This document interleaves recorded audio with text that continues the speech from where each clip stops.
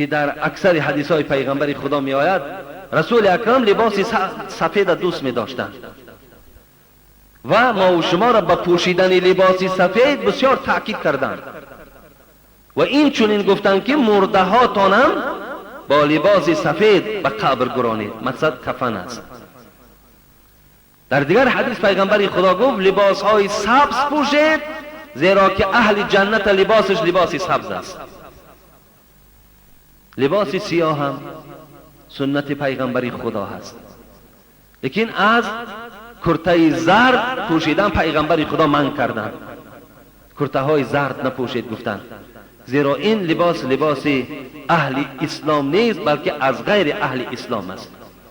حتی در یک حدیث هم یک اصحاب لباس زرد داشتند، پیش پیغمبر خدا آمدند.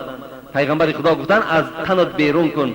گفتند چیکار کنم؟ رنگ دیگرش دیم؟ نه، گفتند رفته سوزانش. گفتند